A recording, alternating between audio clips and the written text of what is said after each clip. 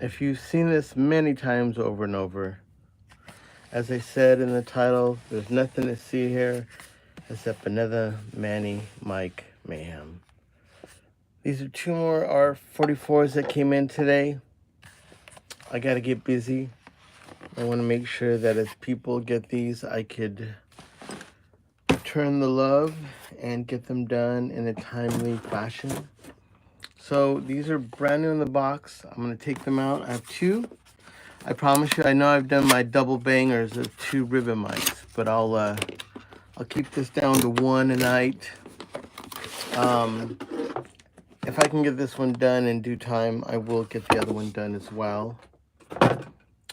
And if you're not familiar with this, like everyone else that's been here, these are brand new microphones that you can buy from Sweetwater. They are $99. These are considered ribbon mics. They're made entry level. They're not really considered. They are pro because they're a ribbon mic, and obviously, depending on who's using them, you make the best of it. But these are considered entry-level microphones. That being said, if you do get these from me, these are really sealed in plastic. This is from the past experience. Maybe this isn't true now. I'm not saying it is, but in the old days when they didn't cover these in plastic and make them airtight, when you would remove the mic, it almost looked like it had a sunburn from the chemicals, I think, from this foam. So if you do get these from me, rip out that foam, put something else. You can put sock, anything, you know. Maybe get a Crown Royal bag and cover your mic in it. But these are sealed for that reason. Now, in the old days, I would get these, and I was always questioning the quality of the ribbon. But at least these ones are starting to come in. The ribbons look good. I definitely still think they're malnourished. They're too small for the transducer, and that's half the sound. So, like I said, I know I've been doing these videos. I don't know, just going live. I have some videos coming up that I'll be shooting. I don't know what they did here. This is really somehow taped in there. I have some videos coming up that will be cool. Some tutorial stuff, producing sounds. Yeah. And thank you for there. I think you're the first one up there. Go Heil? Is that correct? Or Go Hill? Go Hill Records. I don't have my glasses. That's why I can't see that. Shit. Hold on. All right. Go Hill. Go Heil. Well, I like anything that says records on it. So yeah, they keep these up pretty darn good now. I never used to have an issue taking these off, but I don't want to bump the camera anymore. Hold on. Got to rip off this plastic bag that's keeping this microphone sealed weirdly from itself. Okay. Oh, this one didn't even have a... they usually come with a little silicone bag. Did I miss it? Where did it go? Did it fly on the floor? Oh, I don't know. All right, well, anyways, we're getting back to it. If you see the camera move or bump or move around, I'm trying to move around this and not bump it in or do anything, man. Yeah, thanks for Go Hill. Okay, I love that. Corrected. Thanks for tuning in. So these are brand new microphones, totally brand new. I just unwrapped it from Sweetwater. Now, people have written me and said, oh, I found them cheaper on Amazon. I've had issues when you do Sweetwater. I mean, they just kick ass. I mean, like in a day, 2 days, it arrives. So, and when people have done Amazon, there's issues with delivering. It's just taking a long time. I don't know if they're literally getting it from China. I have no idea. But Sweetwater pretty much kicks ass. I mean, there's a reason why they're one of the biggest, you know, retailers for musical gear, and you can buy it and it arrives at your house and there's free shipping. And that is the biggest deal. So this is an entry-level ribbon mic. Under most circumstances, no one cares. Oh, I should say no one cares about this mic. People do care about this because they could buy it for 99 bucks. But in the professional pro studios, since the sound isn't asking their head engineer to go to MXL and get these. Because they've got Royers, AEAs, Coles. They got all the, you know, they can run the garden of all the classics. Hey, Electric Owl Works. Greetings from South Wales. Hello, South Wales, New York, USA. All right. Thank you for saying hello. Everybody, Electric Owl Works. I think I pronounced that right because I am wearing my glasses. Let me get a quick drink of my, I'm always drinking some Pellegrino. This one's spiked with some black cherry sugarcane soda. When I get about halfway through my drink, I spike it. It could be tequila, but that was in the old days. Now I'm just like, I got to stay awake.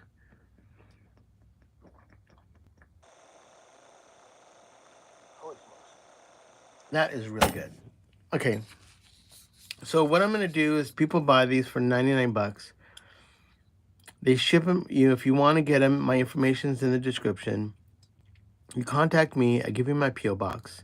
It's free shipping from Sweetwater. So you can buy it online, you buy the mic, 99 bucks, they ship it to me, and for each one of my upgrades, it's $250. Now you can be like, oh wow, $250, well check it out. $250, I get the mic, I check it, I tune it, I put a new ribbon in it, I cover the shipping back to you, I cover the cost of the mic, and I cover the cost of the upgrade. So when I return this back to you, you are fully covered. So this arrives safely, and you have a wonderful mic. Now, once I've done upgrading this and doing the ribbon and getting it right, this will sound as good in quality as an AEA R144 or an N8. And I'll say they definitely going to blow away any fatheads, but only reason is because fatheads still have great transformers, but they still have this kind of Chinese style ribbon, which isn't really primo. And that's why when you buy a Royer and you spend so much money, it's because they care about the ribbon. I'm not saying MXL doesn't care about the ribbon, but the inconsistencies and the gap getting smaller, bigger, they put a ribbon in that gets the job done. I cut every one specs to this microphone that I'm measuring, which means I get 2 to 3 dBs more sound of it, which is the same as putting in a new transformer. And then because of my corrugation being closer to a Royers, it sounds fucking amazing. And I'm not like, don't ask me how. I mean, I know how I came across this. It was complete accident. I know I tell the story. I was with a friend. He bought like 12 Chinese mics, and these an R40 and an R144 were one of them. I mean, these have been around for like 10 years, 15 maybe. And when, I have my own studio, I've got ATCs, I'm a producer, I've been producing since the late 90s. I know it sounds good. And when I re-ribboned these for the first time, I was kind of like, what the fuck is this? I mean, they just sounded absolutely amazing. So I didn't really, at the time, I was starting to work on ribbons.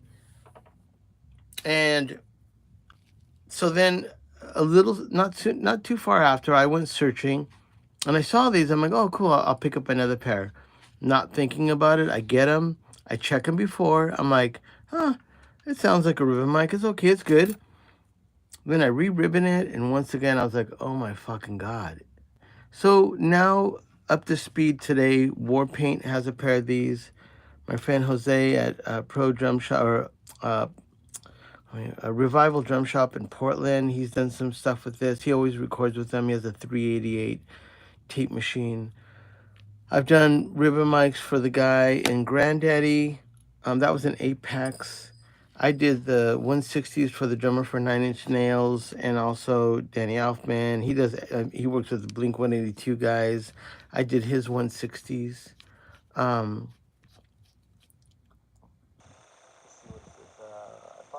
So Electric Owl saying something. Let's see. I bought an MXL R80. Oh yeah, I've done those too. Those are like the tall ones, kind of like they look like a Royer a little bit. I've been using it on cheap to record bass. Yes, I've done probably a half dozen of those. And those are one of those ones where I didn't know, like someone's like, oh, I got an R80. I'm like, never heard of it. And then it arrived and I was like, oh my fucking God, what a killer mic. And they have a little bit more foam protection around the front. So I think that's why that was their kind of version of trying to make something like a Royer. But yeah, man, I have a lot of success with those, and they sound amazing. And once again, they're an MXL. They're not really. I'm happy you got that because I think they're really great. And the reason I don't offer up that too much because sometimes people don't want to go searching on eBay and Reverb, and it's kind of just even like I said. I gave you a list of some ribbon mics I love. I do like the R80s as well. The fact that you could just go to Sweetwater right now and just buy one and get it delivered, it's just way faster. But if you have some of those oddities and rarities like the Avatones and the CADs and the Titans and all these obscure, even my friends have sent me like ribbon mic kits that people have bought online. I've done those. Yeah, really fucking cool to work on. I'm into it.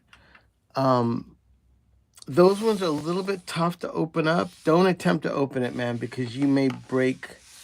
That one has a weird design because, like, see how this is laid out? In the R80, it's a PC board that's long, and the magnets and the transducer are within that PC board. And you would say that's weird and that's Chinese, but that's what N22s look like by AEA. And I'm sure that's what the N8s look like. Maybe not the N8s, but the N22 definitely has that style of a thing. And I've never seen any mics like that except the Chinese ones. So when I saw an 88 N22 with that same design, it's a little genius because they just have a PC board, they embed the magnets, and they put a ribbon, and everything's already laid out. So efficiently wise, as far as, you know, it works, but definitely a different design. Okay, so we're going to do this mic today. Today is, what kind of day is today? Today's a good day. I actually enjoyed myself today. I don't like it that way. Hold on now. I gotta get I have this thing where, like, when I install a ribbon, it's gotta look and feel a certain way, and when I put this in the vise, it's gotta, like, it's just weird. It's almost like the movie The Accountant. That guy's got some problems. I feel like I'm like him sometimes where if I put this in the bracket and something feels off, I have to start over again. But yeah, if you're interested, contact me regarding that, and I will tell you, you've already used it, so you know what it sounds like. When I get it back to you, you're going to be like, holy fuck, this is great. And once you get it back, if you blow it, just cover $30, which covers me for the foil and plate for shipping, and I'll send it back to you. So even in a year, you've been using it on a lot of bass guitars. It's probably going to be slightly stressed and not as good. You can contact me after you've already bought it from me or got the upgrade, and then for $30 and shipping, I will send it back to you, and you can always get that with me. That's one of the good things. I know people have made, you know, these are passive, they're not active, which means they don't need phantom power to run. But if you run phantom power to this, there's a good chance this is going to blow. That being said, if I sell you or you get this upgrade from me and you take it back to your studio and you have patched in phantom power and you blow the mic as soon as you plug it in, just cover me $30, pay for the shipping, and I'll correct it. I'll reinstall it, retune it, so you kind of have nothing to lose.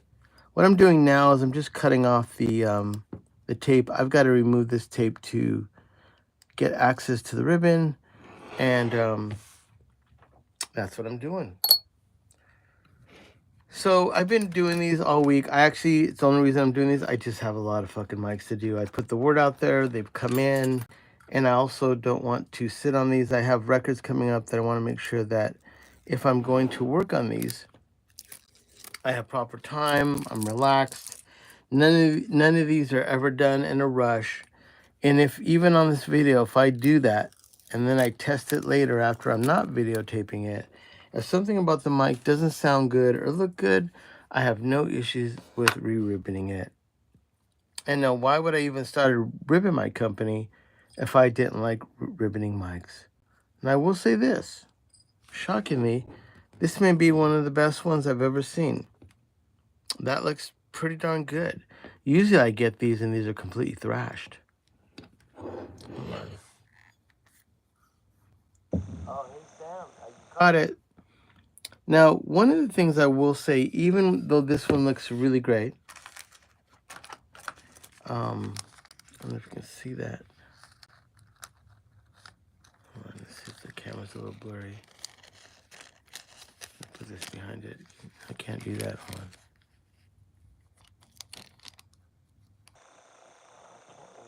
Doesn't really show you the difference, but what I'm saying is that the ribbon is still, it could be better. And that's what I'm going to do. It looks like, yeah, this ribbon, you can see my hand. I don't know if you can do that, but it's almost right. Like, you know, if this probably was cut to like 4.5 millimeters or 4.25, it's probably a 5 millimeter gap. So they kind of put these malnourished ribbons in because I believe the transducer fluctuates. And I don't know what the factor is. These are 490 to 5 millimeters to 510, 513, 520, 518, 523, 525, 530 up to 550. I've seen these vary. So what is the difference? Is it the CNC machine? Are these cut by hand? Is it magnets when they get them? Is that a factor of them being fatter, thinner? Is the glue, the adhesive? All these factors have a lot to do with how this gap is. So knowing them, if they're really hip to that, variable of how wide, they know that it won't be anything. I've never seen one anything smaller than 490 or 4.90 or almost 5 millimeters. I've never seen anything like that. So if they're safe to cut these ribbons at 4 millimeters, 4.25, maybe 4.5. But I think if someone's just installing a bunch of them, they're probably going to be a little bit less.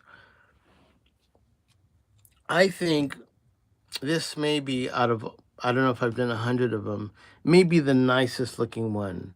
So considering that I have another one in the box that I'll be undoing, it's going to be really great to see if at least these are being sent out like this, because usually they're not. So maybe they've upped their quality control. I don't think they're cutting the ribbons. I don't think they're custom cutting the ribbons to match the gap. I think they're just have a stockpile of them, whatever they feel like the safest bet to put them in.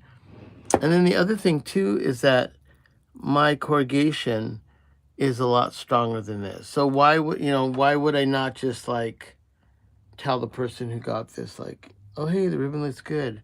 Well, one thing is though, my corrugation is going to be definitely better than this, and I'm going to put the ribbon closer to the gap, which is going to make 2 to 3 dBs more sound. And then the durability of this, my ribbon will be able to take a Marshall cabinet, maybe use a pop filter. But, my ribbon work will definitely make this mic sound better. And I'm not even saying that because I just want to work on this. If someone's going to get this from me, it's got to come back to them totally sick. And since I have so much, I've done so many of these, and even like Stella from Warpaint, who's a super sick drummer, she's got a pair of them.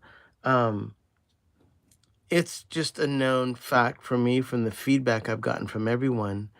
And there may be a guy named Shannon that always seems to tune in. He's got a pair. Shannon is a man. And I've got a pair to a few people that will check in here that will definitely say, and they have used them and notice how much better these mics are. So technically, if this is the way they're coming out now, that's awesome. That's good to know that if someone's buying a ribbon for 99 bucks, you get something like this, then it will be cool. Put this in front of a drum set and put a 1176 on it and crush it. Yeah, you're talking fucking business. But after I do it, now we're talking even more so. If you got a sick drummer, you're going to get closer, to what, just what a great ribbon sounds like. If someone is using a 77 or an R84 or something like that, definitely. Ah, shoot. Thanks, Ghetto Symphony. I appreciate that. So, you know the deal. I need to put some Pellegrino in me. And like I said, I'm not a Pellegrino whore, but if it's possible, I think in the description there usually is a way you can buy me a coffee or a Pellegrino. If it doesn't, YouTube sometimes in the day or so after this live feed will post it there. But anyways, I'm not like getting rich off this, but it does help me out. Thank you all. I know you've seen me do a lot of ribbons, but my first love is producing. Let's see. TVD said here. So would these be better for a mid to low? No, man. You can put them up on a Marshall cabinet. Honestly, I cut my ribbons like what Royer would do, and I know for a fact I do. So that being said, I'm kind of putting a Royer ribbon. And what is a Royer ribbon? The corrugation is durable. If I was to blow on this, I could possibly tear it. If you get a Royer, there's a little bit more room you have to push, and before that's going to really... Royers aren't immortal. They're mortal. And I get a lot of Royers that have come in that have redone that just get tired because it's just a ribbon. It's just foil. It isn't like they have, Teflar, or there are, I think there's Sure ribbons that have that red screen on them. That is not a ribbon material that we use today. There was a company that came out with a new design and a new style of ribbon. Sure bought the company and their technology, and they put that in that ribbon. So if you were to send me one of those mics to re-ribbon, I would have to explain to you that I can't, and I wouldn't recommend that you do that, because only Shure has the formula for that ribbon. Now, you could put a normal ribbon in it. Maybe it would sound even better. I don't know what the qualities of that ribbon is, except that people do like them. So, tomato, tomato on that. But yeah, these, if I do these for you, you can put these on a Marshall. Yuko Nishizawa. I probably said that wrong. Forgive me. But hello, how are you? Okay, so if you know I'm doing these all the time, today I'm mixing a record, and I just sometimes need a mental break. And this is a nice way to just clear my head. It's really focused. I've let the day kind of fade away. And every day you guys have seen me come in here. I have a lot to do. I have all around me are some more MXLs that have come in, but I'm super proud that people have taken me up on this offer, because it's just one of those things where maybe in 6 months I can't offer that. I'll have to tell people no, because I'm going to hopefully have my own ribbon mic coming to, fruition or happening. Even not, I have a lot of work coming up, even with bands and recordings. And if you have a studio, you know how sometimes you get locked in for a few days. It's really difficult for me to do a long session of recording drums and a band live and then come in to do this. I want to do good work. I want it to be quality, and I want my head to be straight. And I don't want to ever just call it in. I mean, I think that's the biggest factor, even with cars, or even when you see someone that's making furniture. The ones that always look the sickest is the guy that just explains that, I know this is the longest way to do it, but this may be the best way. I think that's the coolest. Steve Stevens. I'm trying to make my own ribbon mic. I want some ribbon headphones too. Yeah, man. I mean, I got motivated by a YouTube guy, and his name is Ulf, ULF. His channel is called Hoborec, HOBOREC, like recording, Hoborec. He made a video on how to make a ribbon mic, and that's where I'm here today. And he laughs at me now because he's like, dude, you're like operating on some crazy spaceships. To him, this is crazy. But man, Ulf is a super badass producer and only been an inspiration for me. So I'm just trying to pass that on. Let's see, Sam, let us know if the Manny microphone count me in. Oh, thank you so much. It's right next to me over here, right there. I can't show you, but it's going to production.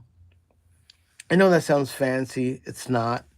The hardest part about this, which has been not frustrating, it's been really more demanding, is finding a place in United States to build the microphone. And so far, it looks like we're getting it all built in Southern California. And I always bring up the thing, this is the head basket that's on this mic. This mic that you see here, maybe half of it could be made in the United States. This wouldn't be. For them to buy these and sell these to you for 99 bucks with the technology that made all this is not affordable in the US. So that's why, people talk shit about it, but I'm like, dude, thank God, because we would not have these mics for 99 bucks. And they would be the same quality, probably, but only because it's made in China. They are just set up and tooled up, and obviously, probably because of the cost to the workers. But for us, we're getting it all made in Southern California. And I would wish I could say it was made in the USA, but I'm not having trouble. I haven't yet figured out sourcing out the magnets. If I do a model and I only can get magnets like this that are neodymium from China and they're affordable, I may have to say, made in US, assembled in the United States, but I can't say that it was all made in the United States because of the magnets. But that would be the only thing that I would probably get from China if I can't source them out. But I've designed about 6 microphones, and at least 3 of them I may be able to get Alnico magnets, and those I know I can source them out in the US. So I'm kind of biding my time to get a few out, and there's a few that I can say made in the United States, and there's a few that I don't think I'll be able to claim. I don't know the rules to that yet. I haven't done it. But, well, let me get to it, because I have 2 to do. Actually, I have more than 2, but at least for this person that had hooked me up with 2 MXLs that I'm going to upgrade, I have to, I definitely have to do 2, either tonight or within this time frame. So when I test them, I'm working on those 2 kind of at the same time, from the ribbon replacement to testing them to approving them and then to sending them off. I like to do them like that. So even though I have a few around me, I'm going to work on this one. So give me a second. One more drink of my Pellegrino. Thank you guys for sending a message. Sam says, designed by Manny, is pretty certified. Oh, thank you, boss. I appreciate that.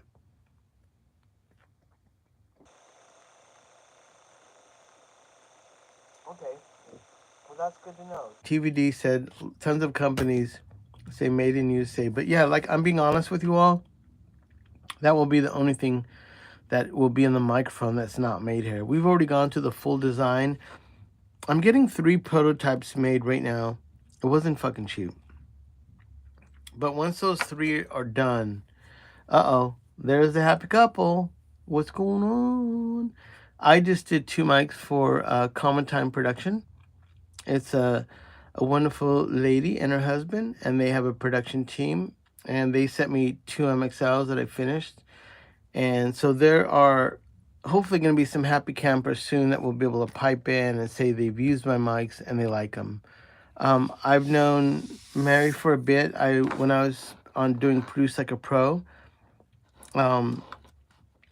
she was always within that world. And she just recently, and I saw her. I remember there was someone that added me as a friend, and I didn't know who Mary was. And then this comes up, and I'm assuming it's a man, because I'm like, thanks, dude. And she's like, hello, I'm not a dude. And it's because in my statistics of this, it says no women watch me. So, I mean, I'm not trying to be sexy or anything. I'm just saying, like, for ribbon mics and pro audio, I do know some wicked engineers and women, but for whatever reason, it says my crew or people that watch me are usually people over like 25, maybe 30, all the way up to like mid 70s. So, hey, this is an action-packed, so I get it. I'm doing something here that isn't even like trying to get like clickbait or like no one. I mean, ribbon microphones are such an interesting thing. I love them, but I gotta say it's not something get rich on YouTube kind of a thing, which is cool. I'm okay with that. I'm gonna make. I have my my light kind of blinds me a second, so give me a second. I've gotta undo this a little bit off. So I'm taking off the brackets. I'm gonna change this ribbon out.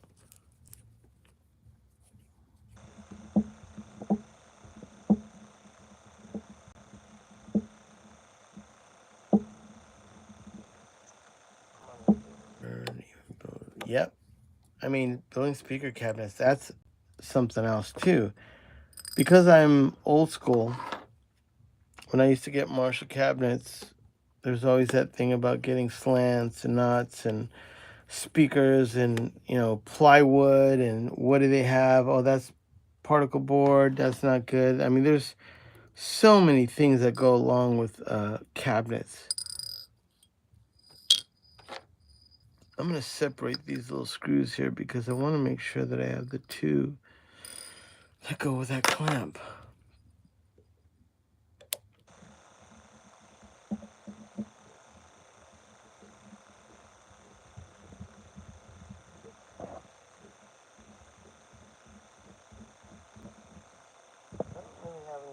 Today, except that I posted a video after Ozzy's death, which is sad. And most people don't know I'm a shredder. And I actually auditioned for Ozzy. I went to Mate's studio in North Hollywood when I was in my 20s. It was after Jakey Lee left. There was a cattle call. I sent in a cassette. They accepted it.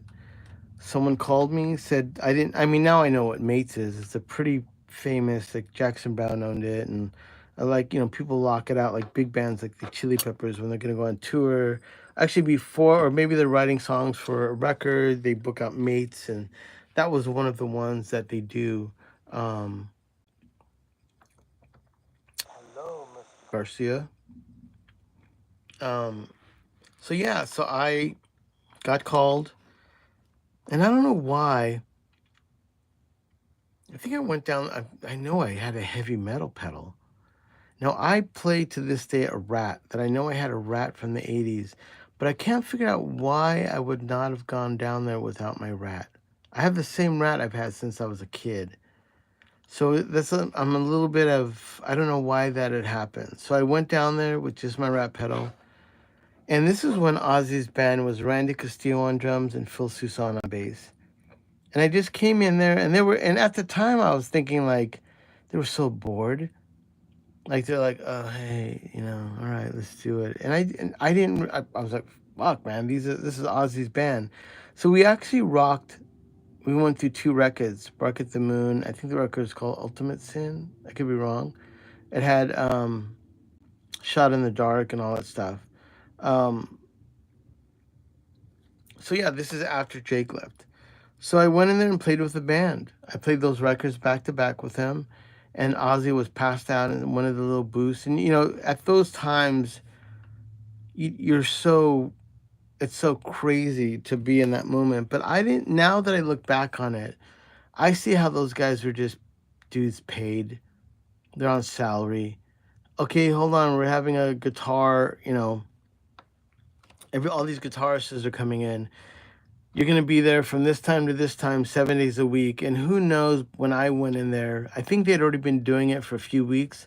It must have been insane. It must have been like getting a root canal to have these guys come in and just shred or not shred.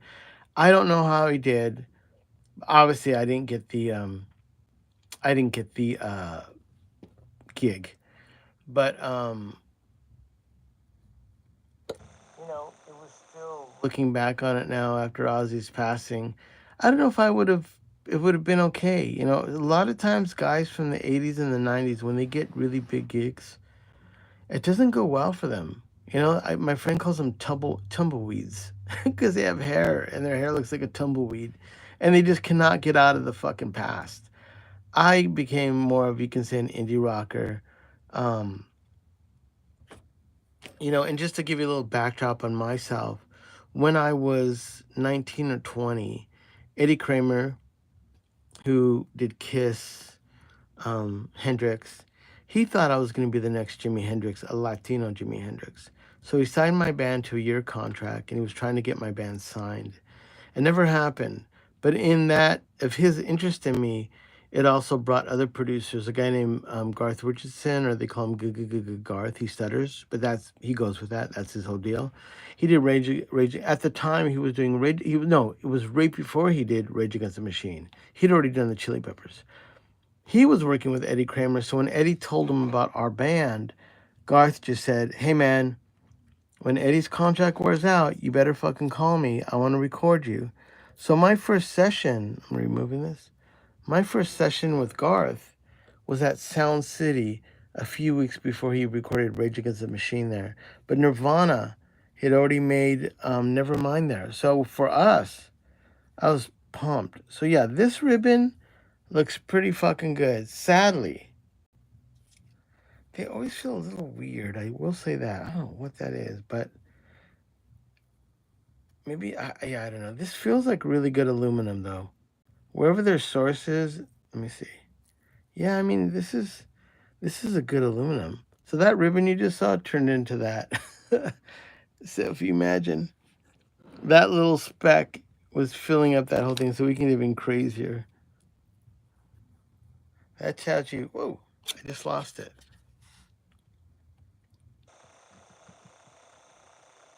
So that, hold on. Yeah, that little speck used to fill in that whole gap. So that tells you how sensitive it is. So when I tell you that I do a ribbon that's corrugated well, I'm still technically working with the material that's about that big, but you can make it durable. You can corrugate it good. My gears are custom made, and that has a lot to do with the sound. If you watch Royer, they spent like $3,000 for their cogs for their corrugator. I just went searching and went through like sets and sets of them until I found one that was right. But I was always basing it off of Royers.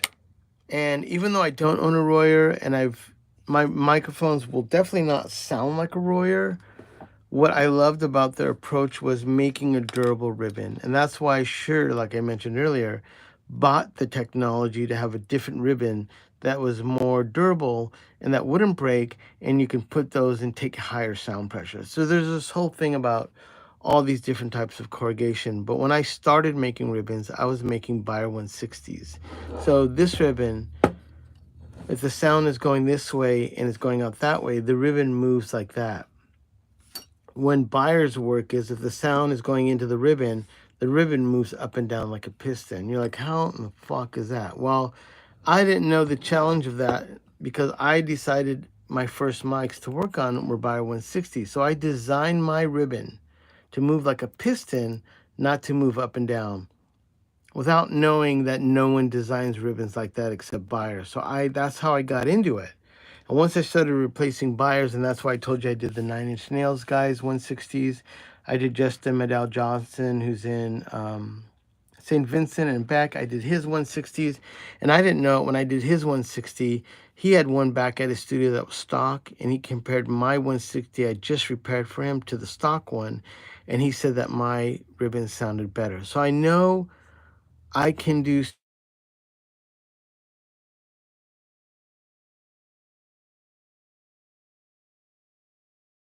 Okay, I'm back. Something happened. Okay, I'm back. Something happened. Sorry about that. Someone had called me and it whacked out my phone. Are you there? Am I still live? Holy smokes. Okay, I hope so. So we just did this ribbon. Anybody give me a thumbs up? I'm back. Did it work? I have to measure the gap on this. You guys still there? All right, cool. All right, I'm still alive, man. Thanks, Electric Al Works. I like that name. Okay, so I need to measure this. I know I always take a guess. Thank you, TVD. I make a guess. I'm going to say this is... The last one I did, I was close. It was 520. 510. Let's see what we got here. Hold on. And I'm measuring the gap. And that will help me when I cut my ribbon.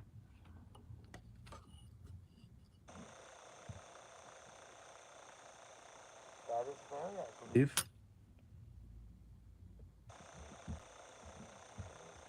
Yeah, but that's all right.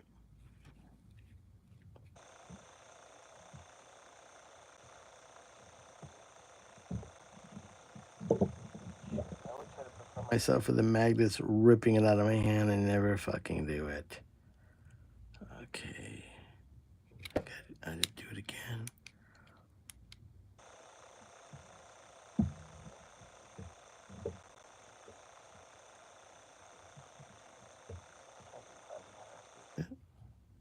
I told you I get ones that are rare that are 5.5. This may be a 5.5, which is cool. Wow, no, 5. Magnet also fucks with this thing. Hold on.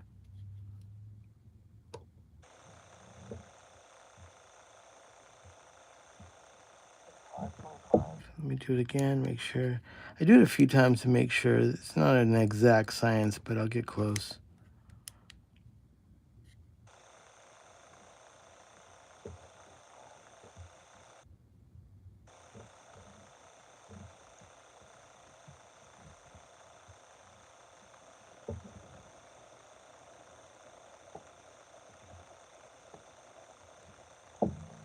Hold on. I think I may need a new battery in this. Just give me a hard time. Or I don't know if it's a magnet. It just kind of screws with it.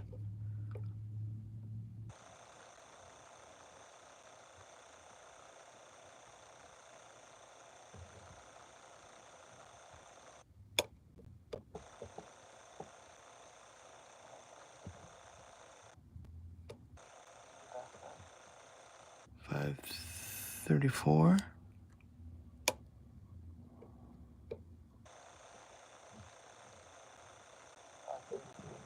All right, so that's 5. The gap is really nice.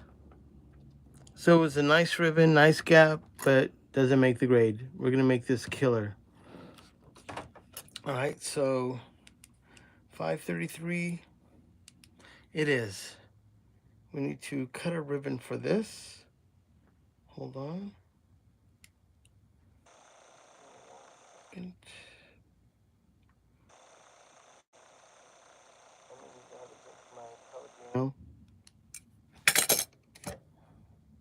Getting a drink.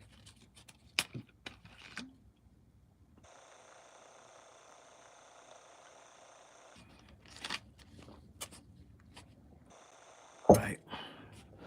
So I mentioned yesterday, if you saw the video, and also I apologize if people are looking for something different on this YouTube channel. Oh my fucking God, you're getting a lot of F-bombs and Pellegrino horn out and talking shit and stories of Ozzy and, you know, the whole shebang. So I appreciate you guys hanging out with me. If not, I would have been here just by myself doing it. So I'm just going to kind of always have little things floating around. I just want to make sure it's clear as I'm working with this. I love these. These are self-healing cutting boards, which like black magic. If I cut it with the razor blade, it heals up like the Terminator. It's pretty weird. Okay, so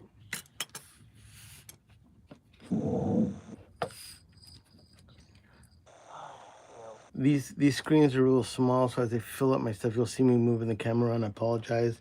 I'm just trying to make everything fit here so I can get it all done.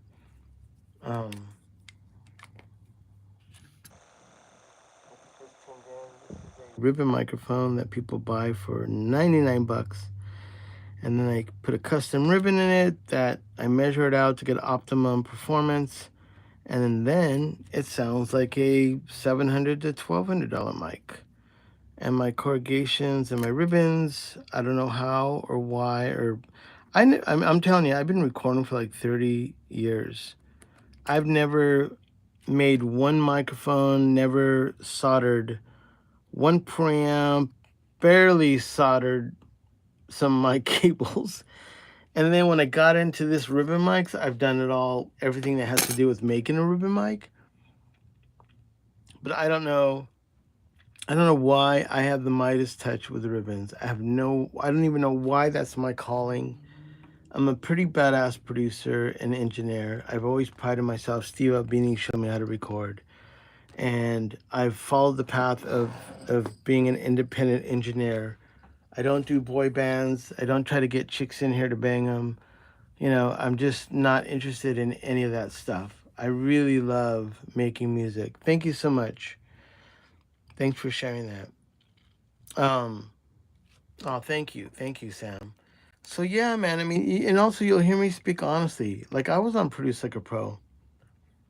And I'll definitely thank Warren for how much he, at the time when Warren started working with me, it was during the pandemic. And a lot of people give me shit. They're like, oh yeah, you know, and I said, listen, man, Warren has never told me what to film and what to do. He just goes, Manny, what are you going to do? I go, hey, Warren, I'm going to do a video on kick drums. Awesome. Hey, I'm going to bring down Pete Thomas from Elvis Costello's band. You want to come interview him? Warren's all, fuck yeah. Hey, Warren, can you fly Hunt Sales out? I want to do a song with Hunt, and we'll do the Mojave MA37 mic, one band, cut a song in a day. Warren's like, fuck yeah. So that's my experience with Warren, is that he was always, and then people were like, yeah, I don't know, man, the content. I'm like, dude, if you're talking shit about his content, you're talking shit about me, because I pick the content that I want to do. So if you're discussing my videos or my choice of microphones or my choice of what I'm going to share, it never ever was about like, buy this plugin. It was always about like, man, check out the MA37. It's one of my favorite 2 mics. Hey man, check out the Dr. Alien. Hey man, check out this, check out that, check out Tascam, check out even Warm Audio. I got so much shit for doing Warm. But to this day, my Warm 67s are some of my favorite tube mics. So yeah, I mean, you know, I can be honest with you. I don't give a fuck. You're going to blacklist me? Blacklist me from what? I ain't coming to your concert anyways. So, you know, yeah, I've got nothing to fucking lose, honestly. Yep. Okay, so I just got a little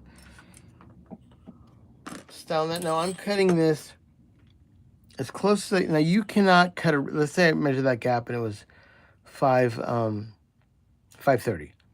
You cannot cut the ribbon to be 530 because the inconsistencies of this, I have a feeling usually it's not perfectly, it gets either smaller or bigger on one of the ends. Cutting it to exactly 530 is just going to make it snag in there. You have to cut the tolerance of this ribbon to what you're comfortable with putting that mic in. If I can do it pretty great, so I'll cut it under par, like maybe 15 point, I don't even know, 0.15 or 0.015, whatever I'm doing, to 10 or 15, let's say this is 520 millimeters. I'm just doing a tolerance about 0.15 less than a millimeter on each side. And then you do the math, and then I cut it. And I just, by the ballpark in my feel of installing it, is 100%. I don't do it all the time the same way. I just look at it and go, okay, what do I feel like? And then I'll make a tolerance to what I think will fit in there. And I definitely don't want it to catch in there. So there's a point of getting as close as you can, and then you have to get it so it can move in and out. So all those things are a feel, are a touch. And because I'm not making this mic, it's not necessarily a science of making them all the same. I have to make one custom that fits in there. If I had a BK5 and I had 10 BK5s from the 50s, the tolerance of the BK5s are probably going to be way more on than maybe even these. So if I cut one BK5 ribbon, I could probably cut all of them and they would fit. The same thing with Royer. If I had a Royer here and I measured out, I had 10 of the Royers right here, I could measure out this gap, cut 10 ribbons. I can do all the Royers and they would fit. Their tolerance level of being accurate is why you buy a Royer. Same with AEA. If they had a if I had an N8 right here and I'm replacing the ribbon, I had 10 other N8s, I could measure it, cut. And if you watch when they make ribbons over there, you watch a guy cut up like, you know, 10 of them or 20, he'll do a whole sheet because he knows if he's just doing N8s, N22s, R84s, or R88s, the ribbons that he's cutting to the specs that are supposed to be in the mics will be accurate every single time. And that is the only reason this is $99. And if you buy an N8 or you buy an R84, it's $1,200 to $1,400. Is that the time that they took to do the ribbon matters. And they use Cinemag transformers, but here's the thing. You don't need to put a Cinemag in this. When this thing gets tough and it sounds great with a good ribbon, now you're talking in a competitive microphone, and it really comes down to the ribbon. So all ribbons aren't created equal, but they are equal in so many ways. But it's the quality of the ribbon. In fact, they must sell thousands, or I don't know how many they must sell a month, of people going to Sweetwater and buying these. This meets the market perfect. It's 99 bucks. You get it done. It will sound good on your computer, and you're like, holy fuck, I'm a producer now. That's what this mic gives you. But if you put it in the hands of a producer engineer like me, who then knows what the sound is, and I can tune this and cut this to sound like a really expensive microphone, that's where, if I put my ribbon in this and I put this in a cylinder with this same tube with this sticking out, that's a Royer. Minus the transformer and the tolerance being even, all of them, if I put my ribbon, which is really durable, insert this into a Royer type of a body, that would technically be a Royer type of microphone because of my cut of the ribbon. Now, what I can't do that Royer does, I would have to grind this down a little bit because Royers are offset. So the front of the ribbon, like if this is the front of a Royer, like if you imagine that being right in the middle, that's where the ribbon is. That's optimum. Royers are slightly moved up. So my theory is when the sound hits the Royer with high sound pressure and it's not in the middle, but it's moved forward, when the sound pressure hits it, it moves in the middle. So this is the optimum sound. So that's why you can slay with a guitar cab and you're pushing the ribbon from the front into the optimum part of the ribbon. Now, if you put this in the middle and you hit it with a high sound source and this ribbon isn't tensioned right, it starts to go outside the magnetic area. Now you're losing quality. So I think that's why, you know, I see companies selling match ribbon mics. Are they, I'll be honest with you, man. Unless it's done with lasers, and like I will say, like I think CAD maybe does a machine that puts the ribbon in and tunes it. I think you can probably get that. The only thing that you can do to match a ribbon, and it's not even the ribbon, is you're matching the electronics of the parts and the transformer. And if it's active, you're making sure that all the parts and the tolerances of either way are so close that the electronics sonically sound the same. Can you do the ribbon? I think it's almost nearly impossible unless it's a machine. So, let's see. Super thanks for the thing.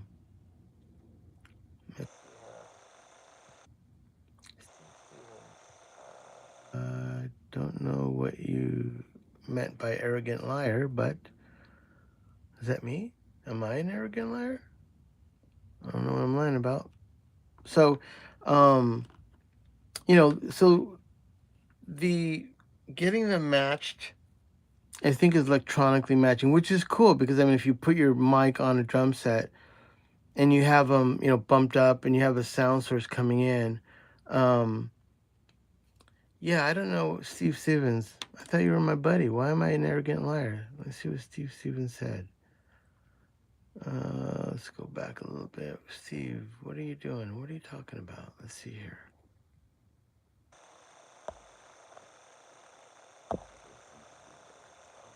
Make my own ribbon mic to make some ribbon mic headphones. Okay, Steve is in there doing something cool. And then Steve writes, arrogant liar. Wow.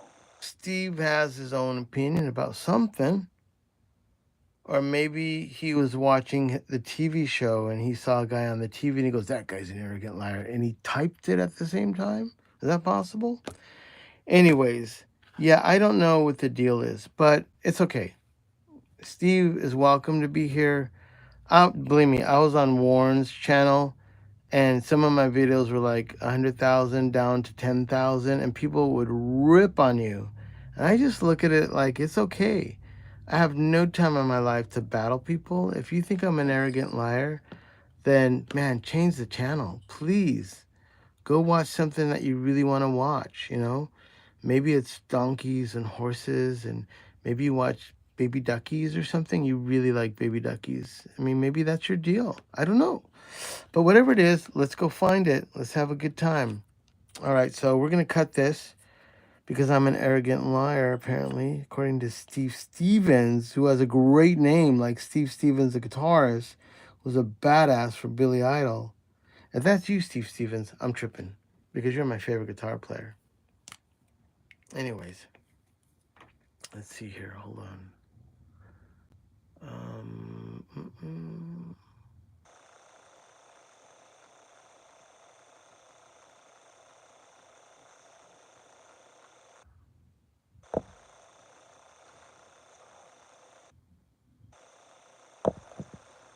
Anyways, back to business. Okay, let me see here. The fall. Don't cut it like that.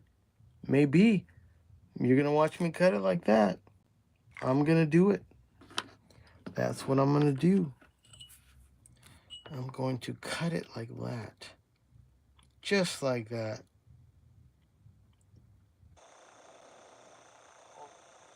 Horses. I don't know. Maybe I got some crazy karma tonight. Luke. Luke.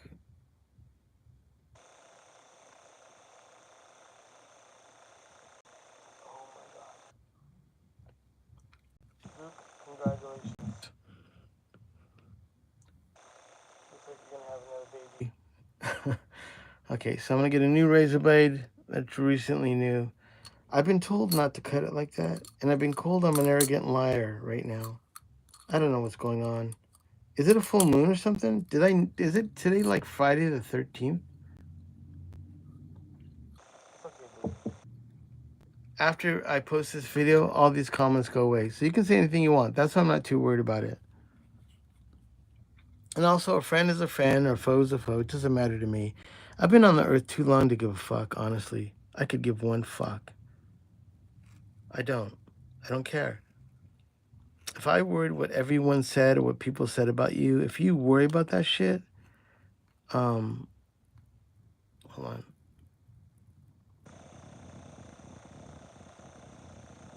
You worry about what other people say, you're in trouble. You cannot defend it all the time. You cannot defend yourself. Even people that are producers and like, you know, they make a record and people don't like it, or you get in the argument of, you know, the Beatles, the Rolling Stones, like, yeah, when I was younger, you know, Black Sabbath's better than Led Zeppelin. Fuck no, Led Zeppelin's better than da da da da. I mean, you can have those all fucking day. And then you talk about politics and religion, my team, your team, north, south, east, west, you know, the whole shebang of everything that comes with that. You're going down the rabbit hole. We're going to spend all day. I used to have a friend that was married to a very beautiful woman. She was a Playboy bunny. He couldn't have had a, you know, a cuter woman in his life to be with him. And let me get this, the corrugator. Hold that thought. And on her Instagram and on her whatever the social media was, he would have to spend all day calling everybody douchebags, and then he would get in fights with them, like, "Oh, I'll show you my wife this. Oh yeah, I'm gonna fuck your wife. No, you're not, because she's with me right now." You know, he would have these arguments of people, like, dude, it's the internet. Come on, like, there's more things to do in life than argue with people on the internet. And if you surround yourself with your buds and your friends and people that you care about, if someone sticks out of the blue and tells you to go fuck yourself, then okay, I guess I'm an arrogant asshole. Arrogant, maybe in the sense of I've been doing this for a long time if you're talking about recording, but I don't think I'm the best. I think I'm good. I think everything I do sounds like Manny, and sometimes that is the ticket. Instead of saying like, oh yeah, my production sounds like Rick Rubin, how about if your production just sounds like Manny? And when people want to make records, they come to Manny. If they want a Rick Rubin production, you can go to Rick Rubin if you can afford it. Or if you're a hip hop guy, you know, you go to a hip hop guy who's really good at what he does. I have a certain skill set that I do. And like I said, I don't know. I think people sometimes try to they get a kick out of pulling your chain. And it's hard not to not react. So, you know, I don't know. I don't think there's a real moral to the story, except if someone really tells you you're an asshole, what can you do? If they're a true friend, they would say, hey, can we get a cup of coffee? I think I got some issues. Let's talk about them. Okay, I like that way better than someone judging you and thinking that you can't change. You know, so if that guy that told me I'm an arrogant asshole or an arrogant liar, um, it was interesting. He told me that he was making a ribbon mic and making some headphones. And then his next comment was arrogant liar when I was talking. So I'm not sure. I mean, obviously, I'm still talking about it because I'm thinking about it. I'm like, wow, that was weird. So I can't tell you what was going on with Mr. Steve Stevens, but apparently he had an issue with something I said. Definitely didn't tell him, don't make a microphone. Matter of fact, I told him, go to this guy and he's inspiring. So I don't know what I told him that made him think that I thought I knew it all. If I knew it all, I would say, hey, dude, fuck that, dude. I'm the man. Go with me. You don't need fucking Ulf. But yeah, you need Ulf. That's how I got inspired on YouTube. And I'm sharing with everyone that, you know, inspiration comes in all kinds of forms. Ulf happened to change my life. Here I am doing ribbons with you because of a guy in Sweden. And it's crazy to say that I know Ulf now. He's a fucking badass.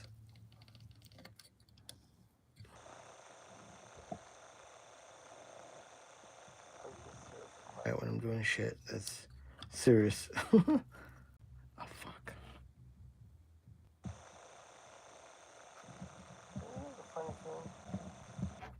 When I've ran into people that are a little bit snotty, sometimes they're not from the US. You know, I'm not going to name certain countries, but I get guys that, and maybe because of the English barrier, they they don't know how to express themselves. So maybe when he says ignorant, liar, to him, that's just him being honest. And that isn't always the best. Yeah, but like language barriers are sometimes a problem. So once again, I've put this aside. Hold on.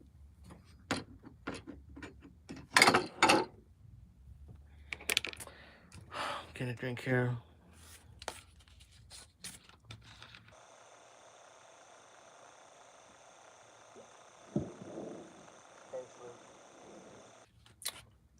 Yeah, you know, in Los Angeles, people are very competitive here. I have some friends I've known for years. And it's one of those things where I tell my buddies, like, when someone dies, and then everybody comes out of the woodwork, what a good dude, oh my God, he did this for me. But when the dude was fucking alive, you couldn't even get a cup of coffee. He couldn't get anyone to even take him out to get a burger. So there's a weird thing when you talk about people that how much they give as friendships and that. And I try to surround myself with people that you have to invest in friendships. Like, you know, there was this one, we're talking maybe 15 years ago. There was this dude that used to just fucking hound me all the time. Dude, let's go eat. Let's go hang out. Let's do this.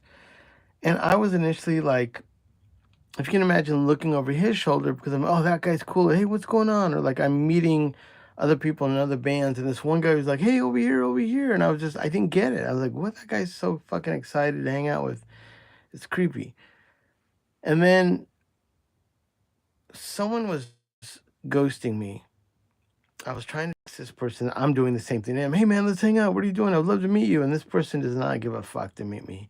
And then I realized that, fuck, man, I'm doing the same thing to that guy that's trying to hang out with me, to that other dude in the band that I'm trying to get to record that just isn't returning my call. So I ended up just saying, hey, dude, yeah, let's meet up for coffee. And he was blown away.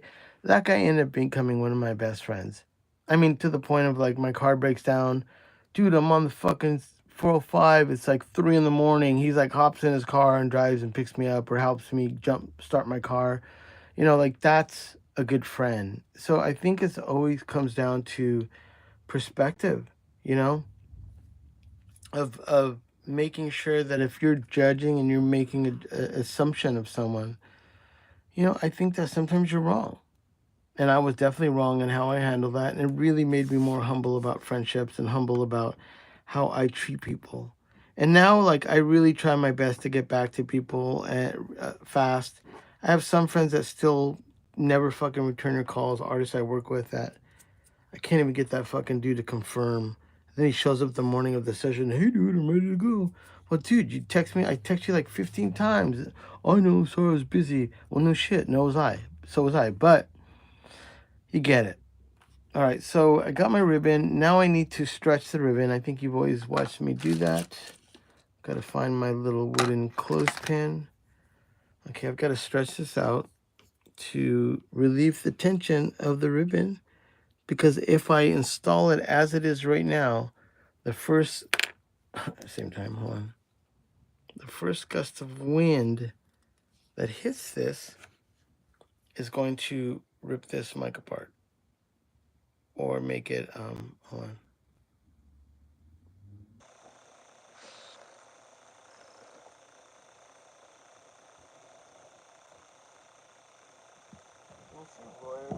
Those, they're basically blowing on them also. And what they're doing is they're basically stretching the ribbon out. So if I didn't do that, and I put the ribbon in this microphone, the first time a heavy sound source hits this and the ribbon expands and stretches out, it's not going to go back to its original shape. So what I do is, if you notice, I put the ribbon in, I tension it, I blow on it, I watch it. I want it to keep it within a certain part where it's tight, but it's loose and it's moving around to give you better low end and mids and highs.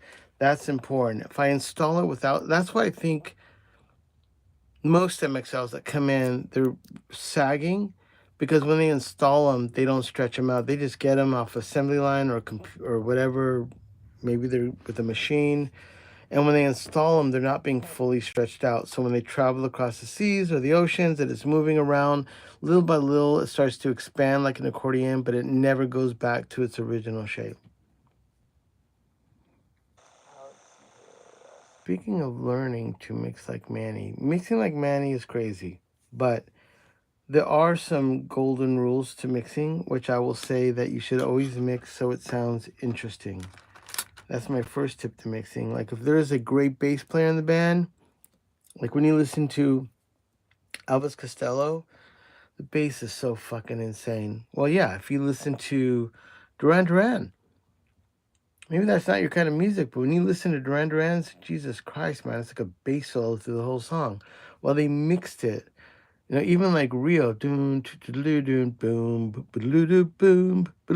boom, boom. I mean, it's like fucking insane. So, yeah, when they mixed it, they had enough foresight to put the bass up a little loud. And now that guy's known for being an iconic bass player. They mixed it proper. They mixed the best stuff up. So I'm gonna put some alcohol in this. I think I'm running out, but I have some 91%. Thank you. I appreciate that about the Manny Crazy Sounds. Okay. Manny's arrogant sounds that he lies about. I'm just saying. That's what people say. That's what people say about Manny and his sounds. Are you saying what's that, or did my comment? That's a ribbon mic. If you're asking me what's that, if you're asking me what my comment, this is about someone fucking pulling my chain.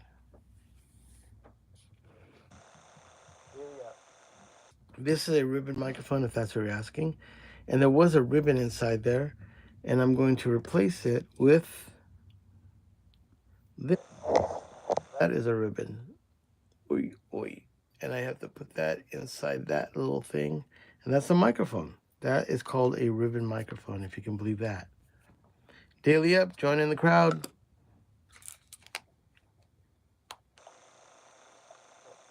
Oh, what's that machine? Machine. I'm not sure what you're looking at. Machine. Well, this is a microphone, if that's what you're asking. It looks like a machine because all the wires, that's just a transformer. It's not, there's no moving parts in this except for that ribbon, if that's what you're asking.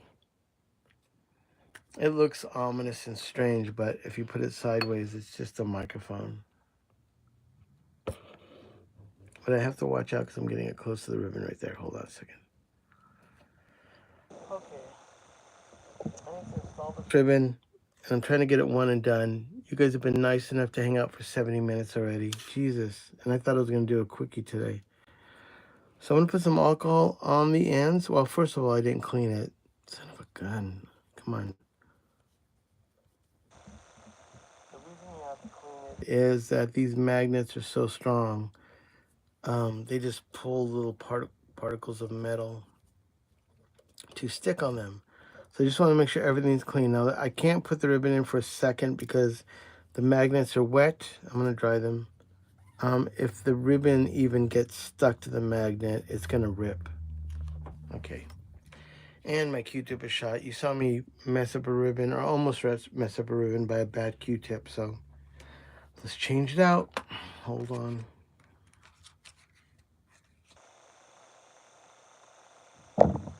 So yeah, I have 2 of these MXLs that are in that I'm trying to get out and done. So far, I'm doing pretty good. I have, it looks like I only have 2 left. And then once I get those 2 left, I think in the mail, I have 3 that came in. And then I do have an order coming from England, which I'm going to share on YouTube, which are some really incredible special mics that I'm going to work on. A very cool lad named Paul that saw my videos here. He just actually bought 2 MXLs that he's sending my way. And he's also sending me some of his babies, which are like his pride and joys. He's going to have me re-ribbon them. And when I get them, I'll show them to you. Some of them are really rare and cool. I've worked on some of them. I don't want to say what they are yet because it'll be fun to premiere them. But definitely, he has a great collection of mics that I'll get up to par, and then I'm going to send back to him. And he also picked up 2 MXLs, which is awesome. I told him, I know you got all these red ribbon mics. Sometimes you're going to have a punk, but he has a cool studio. I go, sometimes you're going to have a punk band come in. You're going to be like, oh, I don't want to use my RCAs. You put up these ones, man. Let the guys sweat around them, yell in them, blow them. You can get them redone again. It doesn't matter. Now, there's something right here. I don't know what that is. It looks like a little chip. I mean, I saw it earlier, but I just had to make sure that it's not a piece of metal that is stuck to the transducer. Dry.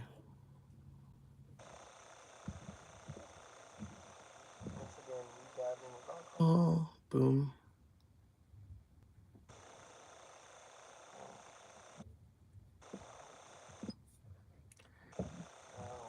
Working on. That's right. Hold on, I'm weird about that. Hold on, that's not the way I like it. Shoots. In Hawaii, I recorded all the punk bands in Honolulu. And it fucking was the time of my life, man. I lived off and on the island for like 8 years. I lived one year, in a hotel called the Ohana East. For 1 year, I lived in a hotel. And the bands used to keep me alive. And they'd be like, all I would need to make $70 that day. And I would tell the bands, if you guys can cover $70, I'm at the Ohana East. And they would. It was some time, man. Some time, that's for sure. So I'm going to lay this in. Give me a second.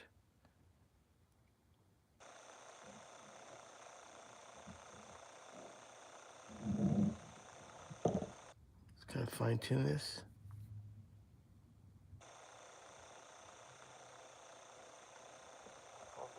Edge so it stays out of my way. Flatten this down so I can put the clamp on it.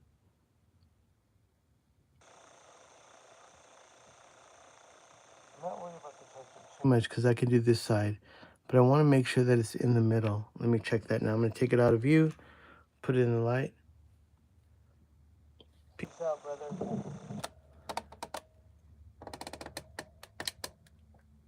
No, it looks a little bit to one side.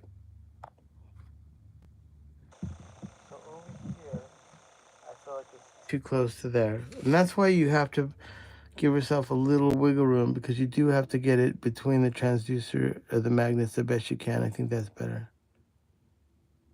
Oh, shit. I don't want to do that. Hold on. Let me check it out again. Taking it, I got to put it in the light. Yeah, that's better. I like it. Okay, now that we've got that, I can still retension it.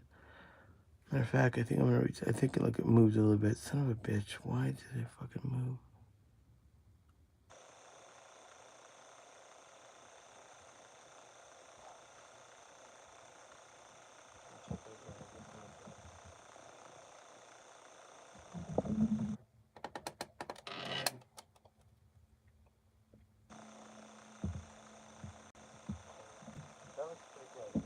This side on the bottom, I can always adjust it. I do have to make sure this one in the top is in the middle. So let me connect the brackets. I know it's always tricky. I always find myself going, son of a bitch. I say that all the time. Sometimes that's good, sometimes that's bad. Most of the time it's probably bad.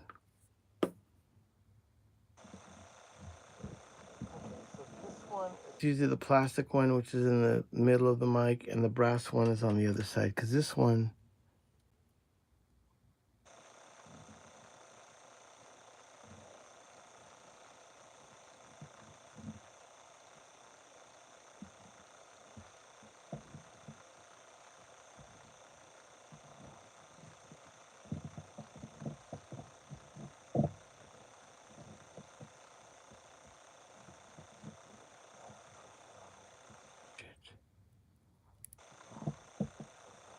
all right. Holy cows.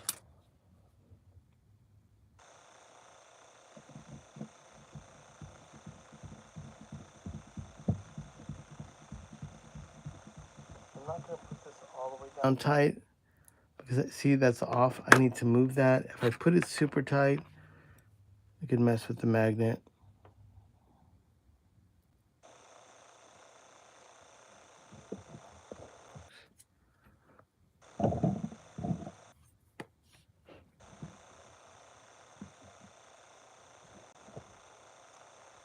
When I did that, move the magnet. I mean, to move the ribbon. Son of a bitch. All right, we gotta redo this again. It's crooked.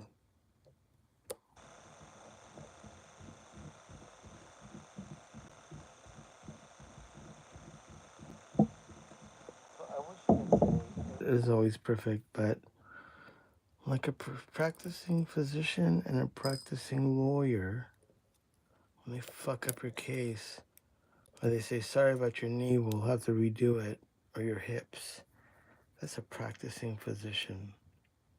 Well, guess what? I'm practicing ribbon mayhem, and we gotta get it right. So we practice. Give me a second to get this going again. Oil. It works really good with the alcohol. So I just got to push it down to make sure that that is really good so it won't move once I put the bracket in. So I have to look at this and make sure it's straight. Let me look at this right here.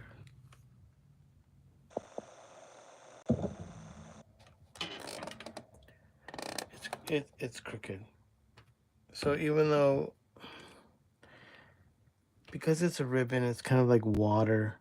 It's when I pulled on it tight, you have to sometimes, if you want to go right, you have to pull left. It's kind of like a trailer hitch. It's a little bit of a nightmare to park, but you got to learn how to do that. So if I wanted to move right, I move left.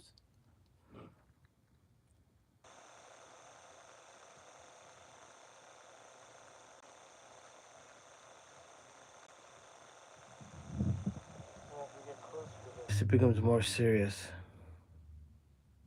It's definitely easier to work on than a Coles. I have room to wiggle on this because of the thickness of the ribbon and the style of the transducer, and this ribbon is massive. I also have a lot more ways to fuck it up, but the Coles is one shot. If I can't get that ribbon lined in there the first time, sitting good, I do have a little bit of wiggle room, but really quick, the ribbon starts to deteriorate when you use it. So let me check how close this is. Hold on.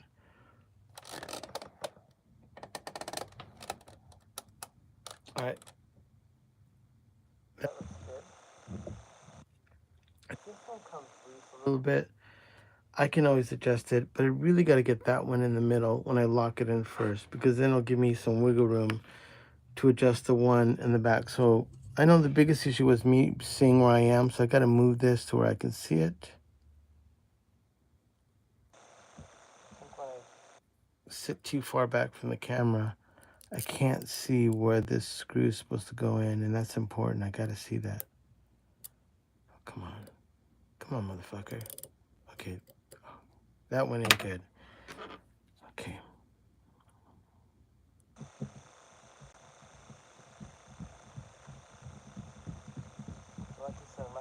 Tight. I just want to hold the bracket down, and then I'm going to put the other one in. And then once I put the other one, I'll gradually tighten it, kind of like a snare head. I don't know if you've ever done that, but you kind of do one side a little bit, then you do the other side a little bit. You got to do these the same way. Even when I work on coals, I stuttered because I was going to fuck it up. Hold on. Go fucking in.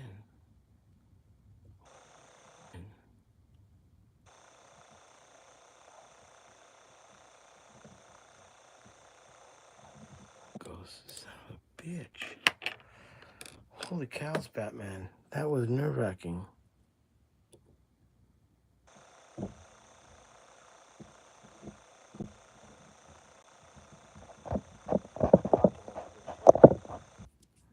Okay, so I'm gonna put this one tight, but not so tight. Just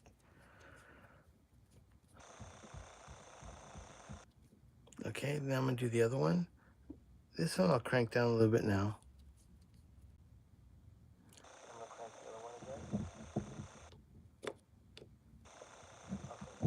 Now I'm gonna check in the light again to make sure it's straight. If it's not straight, I've got to rinse and repeat. Perfect. So now I got to do this side.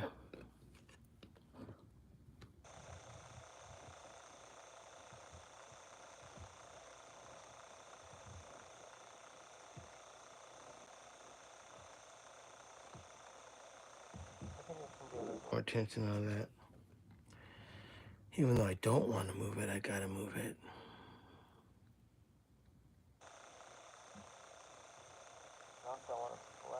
On the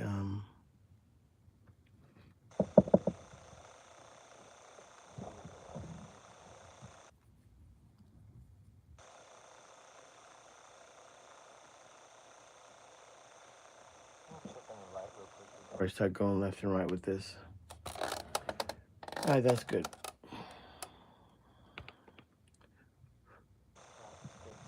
Good. I don't want to talk too much because I've fucked these up when I'm talking, and that long tail that's hanging down catches my finger or something. So let me get this bracket in so I can feel like I'm closer to the goal.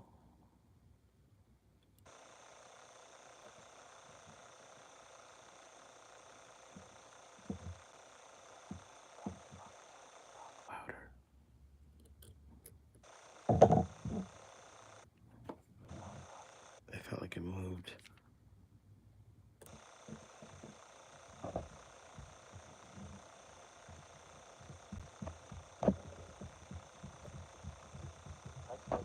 Put this one in, not all the way. I just gotta make sure that it's held in. And let me. I'm not gonna check it yet. I was gonna see if it's center, but I'm really afraid that if I lift it up, that clamp's gonna move, and it's just gonna be a disaster.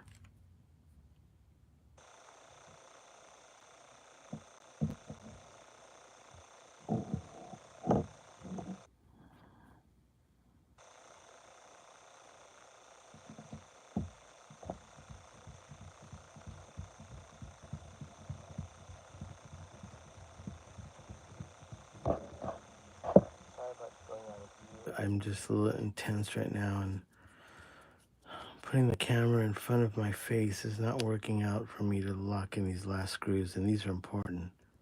So I put them in, now I'm tightening them both. And I'm gonna double check my alignment to make sure that these are in the middle, and I'll recheck the ones above. Now sometimes I'll do this one, and then I'll notice that one's not right, then I undo that one, set that one, and then once I set that one, I gotta come back to this one. So it's not like always a done deal. Oh, that's perfect. Now here's the scary part. I know I've done this before. I've got to rip this little piece off. But if I've done anything wrong in this bracket and it's not tight, the whole ribbon gets ruined. So I'm just kind of learned how to just pull down and off. I don't want to pull it weird because even when the clamps spin on there really good, for whatever reason, the ribbon just rips down the middle. Holy cows. All right, there it is. I don't know why I feel a little bit stressed out. I'm a little bit stressed right now. That was a little nerve-wracking. And I still got one more to go, but I know these mics like the back of my hand. And I'm grateful that people buy these and then send them to me and have them work on them. And it's not like this is going to end. I've got like 2 more that I've got to do that are in the previous orders. I got 3 coming in, I think, or 2 from England. A guy got them from England. So, I mean, it isn't like getting this one done and I'm like, oh, cool, I don't have to do that again. No, that's what you do. We need a Pellegrino shot. I think I'm a little tripped. Yeah, that guy, Steve Stevens, you tripped me out. I'm admitting it.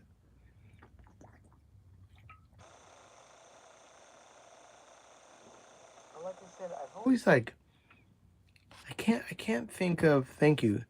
I can't think of like,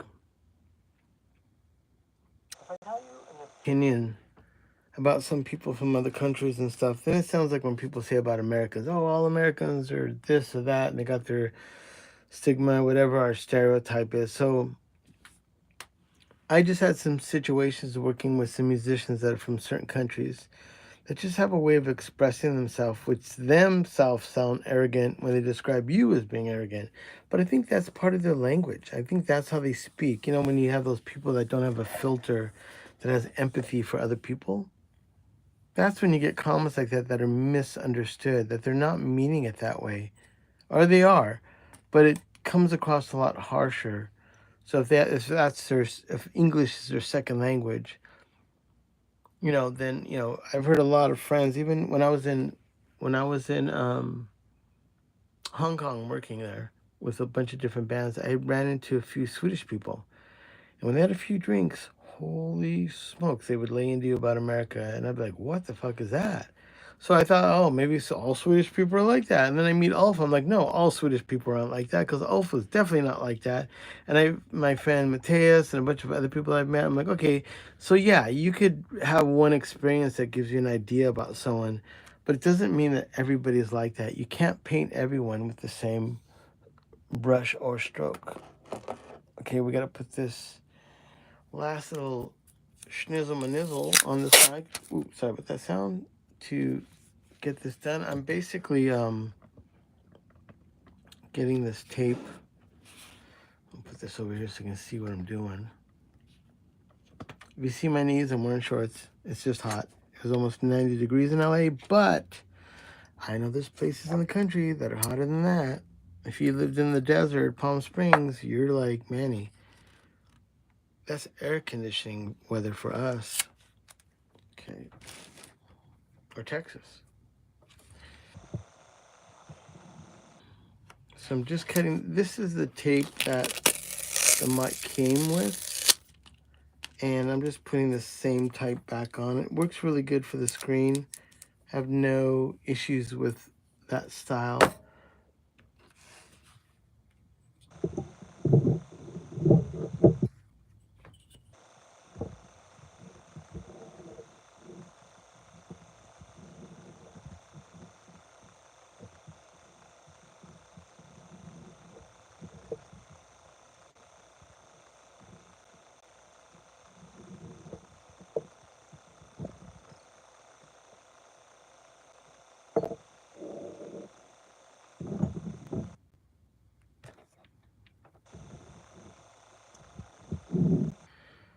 So we have our screens. Let me pull these off.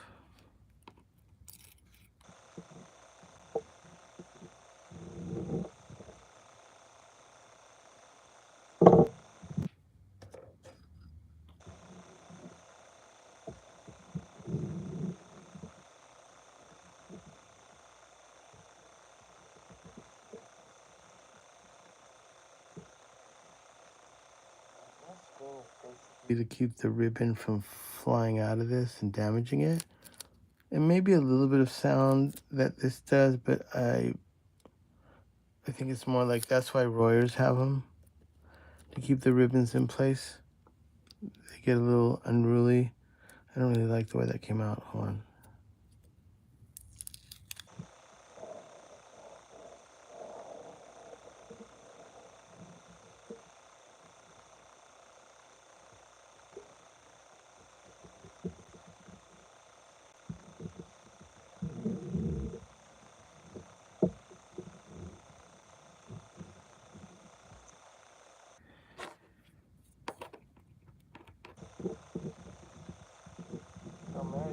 But pretty much what happened to your mics, if you want to know. And I know your mics are, I've got to get down to the post office. I wasn't able to go today because I had some family duties I had to do that had nothing to do with music, except it took up my whole day. I did not get a chance to do that.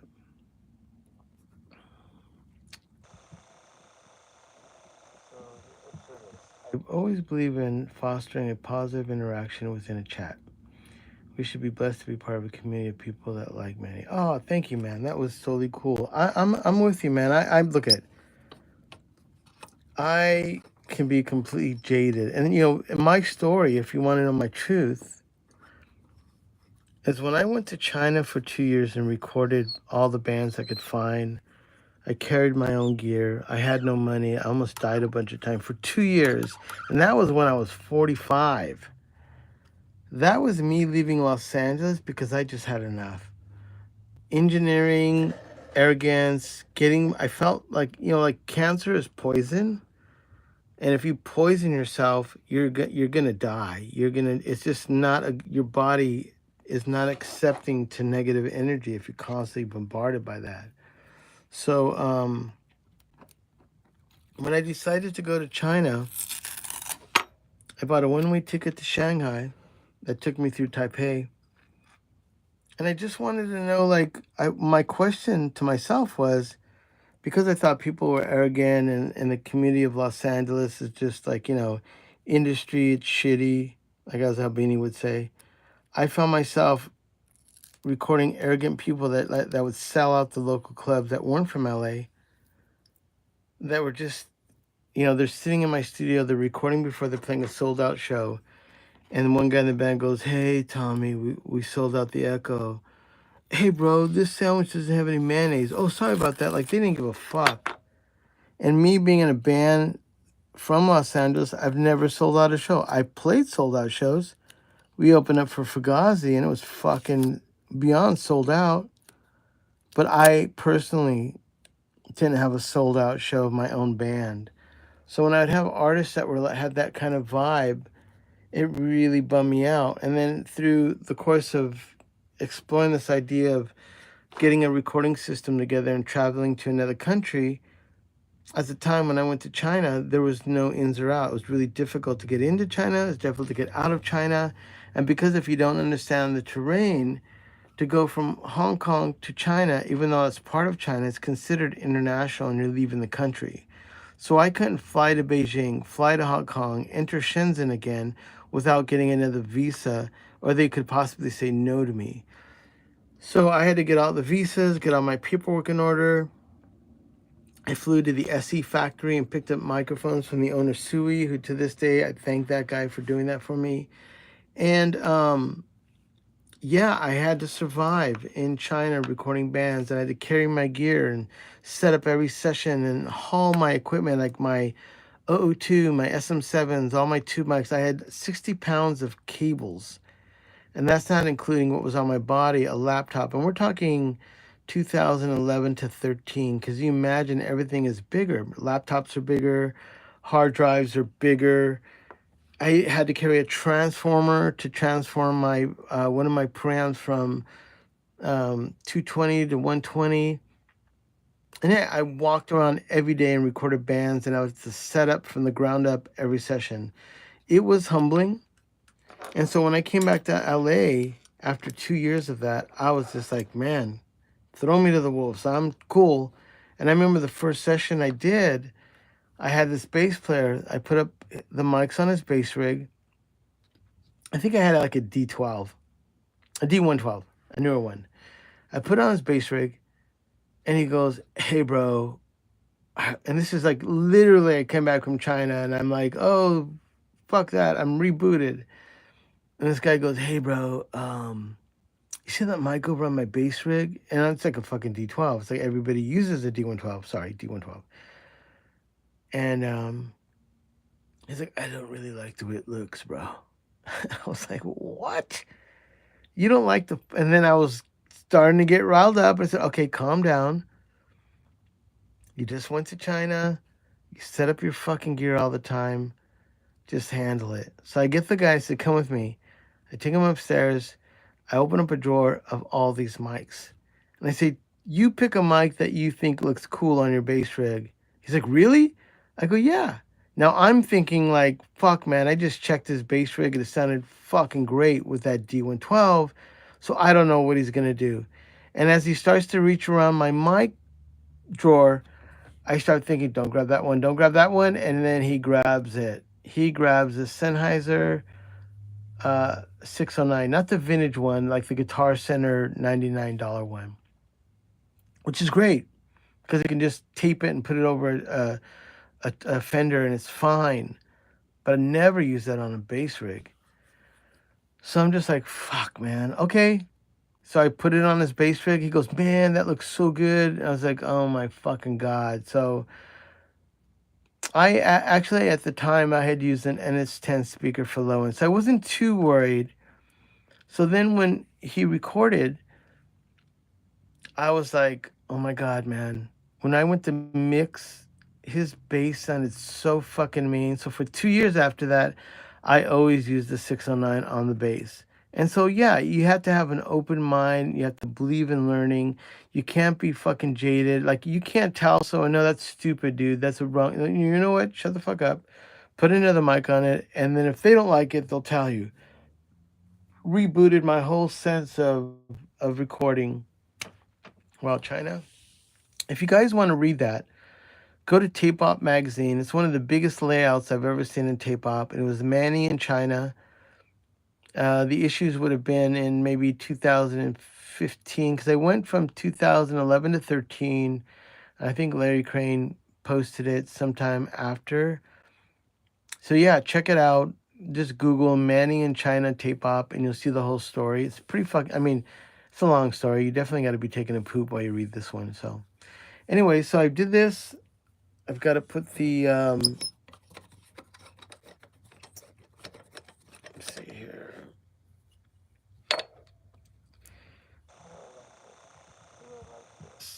I do. It looks good. All right. That looks fine. Now I still have to test it. And that's part of the Manny thing. Like, even though you see me get this done, it's not done yet. If I put it through my ATCs running in either an API Wally Hider or a 1073, if I don't like the way it sounds, back to the drawing board, we do it again. And since this is what I do and I'm going to have a rib in my company, I am not in fear of having to do a ribbon again. If I'm doing this for people and they're paying me, I want these to be awesome. There's other things I could have done to make some extra cash. I'm a producer. I'm sure there's something else. I don't offer tutorials. I don't offer, you know, learn how to mix and, buy the Manny thing. Like, just, you can watch my tutorials. Plenty of ones that were done on Produce Like a Pro. I have plenty of ones that are here for free. And, I pride myself on being an artist and doing an artist's work. And also, sadly, that's an artist's paycheck, which isn't that fucking great.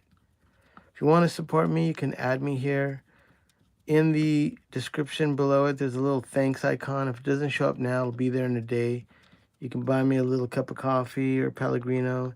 And if you really want to help me out, you can pick up one of these mics. Just check my description. Email me. Where do you live? If you live in Europe or somewhere else, it's usually about 70 extra bucks you have to add for shipping. It's not too bad. But the biggest thing is to make sure that you order these from Sweetwater first. Getting my information. It's redundant to send it to your house, and then you have to drop it in the mail and spend another $20 to ship it to me. And that's the beauty of Sweetwater. So we're putting this back together now. Now this only goes in one way. There's a little notch right there, so I just kind of fits in there, and that's how you always know that's the front. The front of the mic is positive and the rear is negative. And all ribbons are that way. They're figure 8. Golden age. If you have a golden age, all the ones I've done are opposite, which I don't know why. Where the badge is, what you think would be the front of the mic, the polarity is opposite. Now you would say, well, what's the big deal? Well, if you have a single overhead and you put up a ribbon, it's going to be out of phase with the kick drum every time because the polarity is reversed. And that happens sometimes in pro audio gear. So you can check your main pieces of gear and they could be flipped. How would you check the polarity? Well, sometimes plugins on your DAW, I have a thing called a cricket, and it has a little sound that you put a box up to your mic. It goes click, click, click, and then you put one up on your speaker, and it will come in either positive or negative. It flashes green or red to tell you if it is, and it's killer. I checked all my 70s microphones, and the polarity is switched, which is like pin too hot. There's like any vintage microphones are usually the opposite. So if you have a drum set that's semi-vintage and brand new mics, if you never check the polarity, I guarantee you the ones that are vintage are going to be out, unless a tech had gotten them and repaired them and he flipped the pin in the XLR. But usually that's the schnizzle and manizzle. So let me finish it off with the Manny tag. The Manny tag is what you're not supposed to do. Is you tag over someone else's logo with graffiti, but I am doing it with my OGMC. So if you get a mic from me, it will look just like this. Hold on. Not right. That is an OGMC. Whew. All right. Hey, Mary, if you're still there, I've got 2 of these done for you. Give me, I said I was going to do these yesterday, and like I said, I had some personal business that had nothing to do with the studio. Mandatory Manny time, not musical, not artistic, meeting with basically my apartment started leaking in the apartment below it, but there was no visual leaks in my apartment. But the maintenance guy was able to hear the wall in our bathroom and heard it leaking through the wall. So he busted a hole in our wall in the bathroom, saw the pipe. He actually picked the perfect spot because that's where the leak was. And he went and fixed it. And so, yeah, all day today. And then I had to go sign papers at our apartment building and do a bunch of stuff that was not too musical. But this is what it looks like when you get it done. OGMC, which is an original GravityWave microphone company. It's my company. And these mics are awesome. If you can, check them out. And these are $99 mics that this one will get you close between a $700 to $1,400 ribbon mic. It has the same quality ribbon, and you'll get more dBs out of this in stock. Very competitive, and because it has that quality ribbon in it, you'll hear the fidelity of the mid-range and the high, and the low end will be tight. Without me doing this mic would sound cool and boomy on a drum set, but you wouldn't know how good it was unless you had it changed. And then you would go, holy fuck, that's the real deal. All right, everyone, I'm signing out today. That was 104 minutes. Whew, holy shit. All right, everyone. Sorry I cussed. Have a good night. I hope you guys are all doing well. Thank you for supporting the Manny Mayham mic era of ribbon mics.